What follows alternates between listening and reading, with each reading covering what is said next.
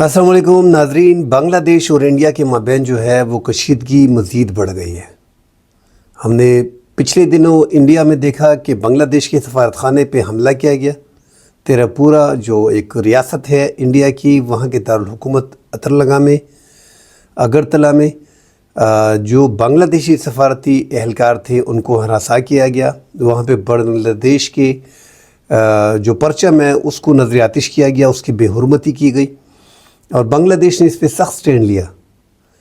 और ये मामला तब शुरू हुए जब कृष्णा दास जो एक अक़लियती रहनुमा हैं, हिंदू हैं और बांग्लादेश में हैं, वो मुजाहरे के दौरान जो है वो गिरफ़्तार हो गए थे। उन्होंने बांग्लादेश के परचम के ऊपर एक और परचम लगाया हुआ था जो हिंदुओं के हवाले से था, तो उस पे उसको गिरफ़्तार किया गया।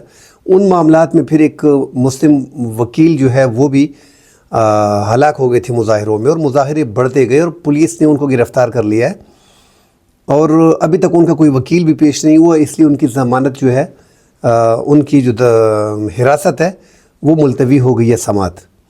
तो उस कृष्णा दास की गिरफ़्तारी को लेके इंडिया में बड़ा बवाल मचा हुआ था और इंडिया ने वहाँ पे जो है तेरेपुरा में, अगरतला में जो सफारतखाना था वहाँ पे बीजेपी के रहनुमा और वहाँ के शिद्दत पसंद तंजीमें जो हिंदू की हैं वो इकट्ठी हुई और उन्होंने बड़ा बेशर्मी से जो सफारती आदाब की खिलाफ वर्जी है वहाँ पे उनको सफारत खाने को निशाना बनाया और भगदड़ की।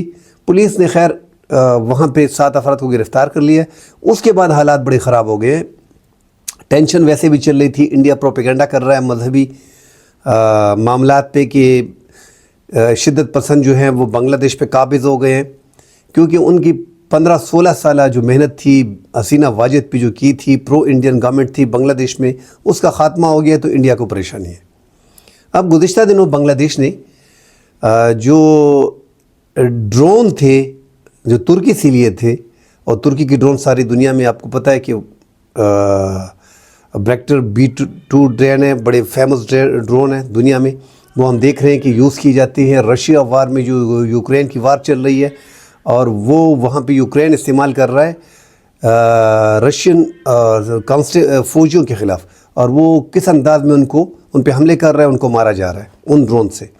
वो ड्रोन वैसे भी दुनिया के 13 ममालिक में ख़रीदे जा रहे हैं। इस टाइम पे दुनिया की मार्केट में तुर्की के ड्रोन बड़े आगे जा रहे हैं। तो उन्होंने वो ड्रोन जो है वो जो निशाना बनाते हैं उनको इंडिया की सरहद पे जो है वहाँ पे डिप्लॉय कर दिए हैं और वहाँ पे इंडिया को बड़ी परेशान है। वहाँ पे जो सिक्योरिटी बॉर्डर सिक्योरिटी फोर्स है इंडिया की वो हाई अलर्ट हो गई है। अब इंडिया के लिए जो उनके अड़ोस पड़ोस में आजू बाजू में जो ममालिक हैं सब के साथ टेंशन मामलात चल रहे हैं। बांग्लादेश को आप देख लें कि एक अच्छा इत्तेहादी 15 साल से 16 साल से सबसे अच्छा इत्तेहादी उनका बांग्लादेश था, वो भी हाथ से निकल गया हसीना वाजिद की जाने के बाद। जब हसीना वाजिद 15-16 साल इक़्तिदार डिक्टेटरशिप वहाँ पे की और स्टूडेंट निकले और उन्होंने उनका तख्ता पलटा, तो वो सीधा अपने दूसरे घर इंडिया गई। अब बांग्लादेश की जो बुरी हुकूमत है, जिनके वज़ीर-ए-आज़म जो है वो मोहम्मद यूनुस है, जो नोबल इनाम याफ्ता है, उनका कहना है कि हसीना वाजिद को हमारे हवाले किया जाए। ये मुतालबात भी हो रहे हैं और यहाँ पे इन्होंने एक बाकायदा कैंपेन लॉन्च कर दी है बांग्लादेश के ख़िलाफ़ कि यहाँ पे मजहबी हिंदुओं को जो है वो छेड़ा जा रहा है और शिद्दत पसंद तंजीमें आ गई हैं इक़्तिदार में। अब उनको प्रॉब्लम हो रही है। उन्होंने बड़ी इन्वेस्टमेंट की थी वहाँ पे बांग्लादेश में, हसीना वाजिद पे बहुत बड़ी इन्वेस्टमेंट उन्होंने की थी। इनको परेशानी लाहक हो गई कि ये क्या मामलात हो गए। अभी वहाँ पे तो वो अपने पुराने भाई जो 55 साल पहले उनसे जुदा हो गए थे, पाकिस्तान जो 1971 हमने तोड़ा था, पाकिस्तान को 2 लख्त किया था मक्कारी चालाकी से, अब वो दोनों भाई फिर इकट्ठे हो रहे। बांग्लादेश की वो बुरी हुकूमत के ताल्लुकात पाकिस्तान से अच्छे हो गए। 10% बांग्लादेश में हिंदू है, बाकी तमाम मुसलमान हैं। मुसलमानों की आबादी वहाँ पे ज़्यादा है, मतलब 90% मुसलमानों के मुल्क पे वहाँ पे जो हसीना वाजिद बरसर इक़्तिदार थी वहाँ 16 साल से प्रो इंडियन गवर्नमेंट थी और जितनी भी पाकिस्तान की मसनूआत थी उस पर रेड लिस्ट में डाल दिया गया था। रेड लिस्ट में डालने का मतलब कि इसकी चेकिंग सख्त होगी, कस्टम से क्लियर होते होते इनका 1-1.5 माह लग जाएगा। इस तरह पाकिस्तानी प्रोडक्ट भी वहाँ पे नहीं बिक रही थी। पाकिस्तान के लिए दीगर मसाइल भी थे। पाकिस्तान के सफ़ीर वहाँ पे बेयार और मददगार थे। बड़ा प्रॉब्लम आ रहा था हसीना वाजिद से। अब उनकी डिक्टेटरशिप का ख़ात्मा, اپنے ہی لوگوں نے کیا. ہر الیکشن میں ہم نے دیکھا کہ انڈیا کی سپورٹ سے اور آرمی کی سپورٹ سے وہ ملک کی وزیر اعظم بن جاتی تھی اور مکمل اینٹی پاکستان کا نیریٹو وہ بنا لیتی تھی، اینٹی پاکستان کا. حالانکہ جو واقعات بنگلہ دیش ہم سے بچھڑ گیا ہے، اور ہم بار بار کہتے ہیں کہ جس انداز میں بچھڑا ہے. ایک تو دیکھیں، ایک بھائی، اب بنگلہ دیش ہمارے ملک کا حصہ نہیں ہے، 55 سال ہو گئے. آپ اندازہ لگا لیں کہ ہم سے جو اس کی راہیں جدا ہو گئی ہیں. اب آپ اندازہ لگا لیں کہ ان کا بارڈر ہم سے نہیں مل رہا، ان کا بارڈر انڈیا سے مل رہا ہے. تو انڈیا کی جگہ پہ کوئی بھی ملک ہوتا تو وہ آسانی سے بنگلہ دیش کو ہم سے علیحدہ کر سکتا تھا. یہ انڈیا جو بڑے بڑے دعوے کر رہا ہے کہ 1971 ہم نے جیتا ہے اور 1971 میں ہم نے 2 لاکھ کیا. بھائی، آپ نے مکاری، چالاکی، فراڈ، دھوکے سے ہمارے بھائی اور ہمارے آپس کے اختلافات کا فائدہ اٹھاتے ہوئے ان کی مدد کی اور ان کو علیحدہ کیا. بہرحال وہ ایک آزاد ملک بن گئے، 55 سال ہو گئے، مگر ہمارے بھائی اب بھی ہے. ایک ہی پاکستان تھا. یہ تقسیم شروع میں غلط ہوئی تھی کیونکہ اب بھی ہمارا بارڈر نہیں لگ رہا آپس میں اور انڈیا کا بارڈر ساتھ لگ رہا ہے.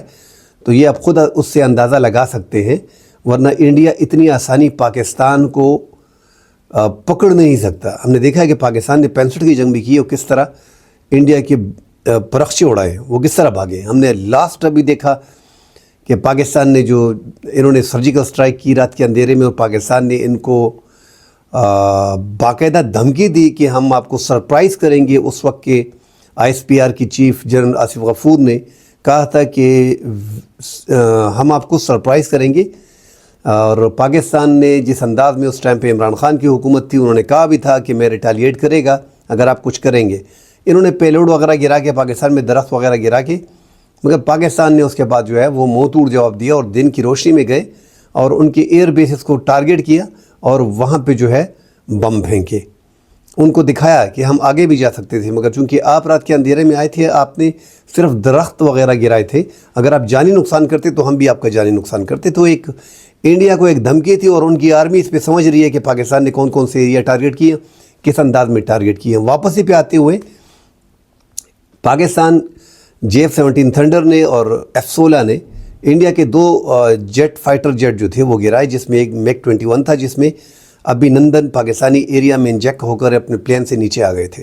دوسرا مقبوضہ کشمیر جو ڈسپیوٹیڈ ایریا ہے انڈیا اور پاکستان کے درمیان، وہاں پہ وہ فائٹر جیٹ ان کا گرا تھا. خیر، انہوں نے پھر کلیم کیا، دعویٰ کیا تھا کہ ہم نے F-16 وغیرہ گرایا، مگر پوری دنیا نے دیکھا کہ پاکستان نے 2 فائٹر جیٹ جو ہیں وہ گرا دیے تھے انڈیا کے. تو انڈیا ہمیں معلوم ہے کہ جتنی بڑی باتیں، حالانکہ ہم دیکھ رہے ہیں کہ پاکستان اور انڈیا کا آپ کمپیئر کرتے ہیں تو 5 گنا بڑا ملک ہے. اس کے باوجود Pakistan army, Pakistan navy, Pakistan air force ہر میدان میں ان سے آگے ہیں. آپ اندازہ لگائیں کہ ان کے پاس 600 طیارے ہیں جنگی فائٹر جیٹ، اور پاکستان کے پاس 350 ہیں. 5 گنا بڑے ملک کے مقابلے میں ہم آدھے طیارے اپنے پاس رکھ رہے ہیں. یہ بہت بڑی پاکستان کی انویسٹمنٹ ہے جو اپنے سرحدوں کو محفوظ بنانے کے لیے ایک مکار دشمن سے ہم کر رہے ہیں. کیونکہ اس سے پہلے 1971 میں ہم نے دیکھا ہے کہ بنگلہ دیش جو ہمارے آپسی اختلافات تھے اور بنگلہ دیش کے ساتھ ہم نے ظلم زیادتی کی تھی، ان کے مینڈیٹ کو تسلیم نہیں کیا تھا. بھٹو کے ٹائم نے ہم نے ان کے مینڈیٹ کو واضح طور پہ تسلیم نہیں کیا تھا، ان کا رائٹ بنتا تھا، جس کے لیے پورا پاکستان یہ مانتا ہے کہ بنگلہ دیش کے ساتھ ہم نے زیادتی کی تھی. بہرحال انڈیا نے اس میں مدد کی اور ایک بھائی ہم سے 55 سال پہلے جدا ہو گیا. اب وہ بھائی پاکستان کے ساتھ مزید نزدیک آ گیا، ان کے رشتے پاکستان کے ساتھ اچھے ہو گئے. ہم نے دیکھا کہ حسینہ واجد کی گورنمنٹ جانے کے بعد 2300 کنٹینر کا ایک بیڑا جو ہے وہ سمندر کے راستے جو ہے وہ 11 دن میں پہنچا بنگلہ دیش، ایک کارگو جہاز. یہ بہت بڑی کامیابی تھی پاکستان کی بنگلہ دیش کے ساتھ. اس کے بعد دوبارہ ہم نے دیکھا ہے کہ کچھ دن پہلے 25,000 ٹن چینی جو ہے وہ بنگلہ دیش نے انڈیا کو چھوڑ کے پاکستان کو چنا اور وہ سمندری راستے سے 11 دن میں وہاں پہنچ جائے گی. تو یہ بڑے اچھے ریلیشن پاکستان کے تجارت کے، معیشت کے جو معاشی اشارے ہیں بنگلہ دیش کے اور ہمارے، ان کے جو پروڈکٹ ہیں وہ یہاں بکیں گے، یہاں کے جو پروڈکٹ ہیں وہ بنگلہ دیش میں بکیں گے، آنا جانا ہوگا، تعلق بحال ہوگا. ایک ہی بھائی ہیں، بس بچھڑ گئے تھے، چھوٹی موٹی غلطیاں ہوئی تھی. بہرحال انڈیا میں اور بنگلہ دیش میں ٹینشن کافی آگے ہو گئی ہے اور بنگلہ دیش اب پاکستان سے JF-17 فائٹر جیٹ بھی خریدنے جا رہا ہے، جس کے لیے وہاں پہ بات چیت چل رہی ہے اور پاکستان سے ہی بات چیت چل رہی ہے. اس کے واضح اشارے وہاں پہ ایک پروفیسر ڈاکٹر شاہد الزمان نے بھی ایک تجزیہ دیا تھا کہ ہم 3 اسکواڈن جو ہے وہ پاکستان سے JF-17 تھنڈر خریدیں گے، کیونکہ انڈیا ان کے لیے اب ایک دشمن کا رول ادا کر رہا ہے. وہ انڈیا کو اب اپنا دشمن مان رہے ہیں. حسینہ واجد کے ٹائم میں تو ویسے ہی انہوں نے پرو انڈین گورنمنٹ وہاں پہ قائم کر دی تھی، اور وہاں کے لوگوں کو دبا کے اب وہ عوامی حکومت جب آئی ہے وہاں کی، حالانکہ یہ عبوری حکومت ہے اور پوری عبوری حکومت اینٹی انڈیا ہے اس ٹائم پہ، تو آپ ان کے آزادی کو کب تک سلب کرتے رہو گے؟ اب عوام نے چیخنا شروع کر دیا ہے اور پاکستان کے ساتھ بہترین تعلقات قائم رکھنا چاہ رہے ہیں. اور انڈیا جو ان کو لگ رہا ہے کہ بارڈر پہ ٹینشن چل رہی ہے، تو پاکستان سے JF-17 تھنڈر بھی خریدنے جا رہے ہیں. شاہد الزمان نے جیسا کہہ دیا کہ 3 اسکواڈن خریدنے ہیں، اور اس سے پہلے پاکستان، اور جیسے کہ طیاروں کے بارے میں ہم بار بار بات کرتے ہیں کہ فائٹر جیٹ پاکستان کے لاکھ درجے بہتر ہیں جو انڈیا کے تیجز ہیں. انڈیا کے تیجز ابھی تک ایک بھی فروخت نہیں ہوا، جبکہ پاکستان نے ابھی تک جو ایک تو پاکستان 7 ممالک کا کلب ہے جو جنگی جہاز فروخت کرتے ہیں، جو فائٹر جیٹ کو فروخت کرتے ہیں، اس میں پاکستان شامل ہو گیا. پاکستان نے میانمار کو اس سے پہلے بھیجا ہے جو اپنے فائٹر جیٹ تھے. آذربائیجان کو ہم نے بھیجا ہے، عراق کو ہم نے بیچا ہے، تو یہ ایک نائجیریا کو ہم نے بیچا ہے. تو یہ بڑی مثال ہے پاکستان کی JF-17 تھنڈر کی، کیونکہ وہ دشمن کے ملک پہ آزمودہ بھی ہیں. ان کے دشمن انڈیا ملک میں، چونکہ ہم نے JF-17 تھنڈر اور F-16 ان دونوں کو وہاں پہ آزما کے ہم آئے ہیں اور ان کے طیارے ہم نے گرائے ہیں، اس لیے JF-17 تھنڈر کی مارکیٹ بہت آگے جا رہی ہے اور لوگ کافی انٹرسٹ اس میں شو کر رہے ہیں. ابھی تو بلاک 2 اور بلاک 3 جو آذربائیجان کو ہم دے رہے ہیں وہ بلاک 3 ہوگا. تو پاکستان اس فضائیہ میں بڑا آگے جا رہا ہے اور جو کہ اپنے طیارے بھی فروخت کر رہا ہے. اور اب تو چائنا پہ بھی مطلب جو جوائنٹ وینچر تھا وہ بھی بڑا کم ہو گیا، پورا ڈیپینڈ پاکستان پہ. اب پاکستان میں سب کچھ بن رہا ہے، پارٹس پاکستان میں بن رہے ہیں، بڑی آسانی ہو گئی ہے کیونکہ کافی عرصہ پاکستان نے اس پہ 1995 سے اس پہ کام شروع کیا اور یہ 2024 ہے. تو اب پاکستان کے لیے کوئی مشکل بات نہیں ہے. آنے والے ٹائم میں پاکستان ایک اور فائٹر جیٹ بنانے جا رہا ہے جو 4.5 جنریشن کا ہوگا، سٹیلتھ ہوگا، 5th جنریشن کے مقابلے میں ہوگا. تو یہ بڑی بات ہے. اب انڈیا اور بنگلہ دیش کی جو ٹینشن چل رہی ہے وہ کافی حد تک افواہوں پہ ہے. جو انڈیا میڈیا نے افواہیں اور گورنمنٹ نے ان کے خلاف لابنگ شروع کر دی ہے کہ یہاں پہ جو ہے اقلیت کے ساتھ ظلم ہو رہا ہے اور یہاں پہ شدت پسند کی حکومت آ گئی ہے. خدا کا خوف کرو، ان کے انٹرنل معاملات ہیں، آپ اس میں دخل نہ دو. ہم دیکھ رہے ہیں کہ انڈیا میں جتنے بھی ان کے پڑوسی ملک ہیں ان سے نالا ہیں. آپ دیکھ لیں نیپال کو، آپ دیکھ لیں سری لنکا کو، آپ دیکھ لیں بنگلہ دیش کو، آپ دیکھ لیں پاکستان کو، آپ دیکھ لیں چائنا کو. سارے کے سارے ممالک اس ٹائم پہ انڈیا سے پریشان ہیں.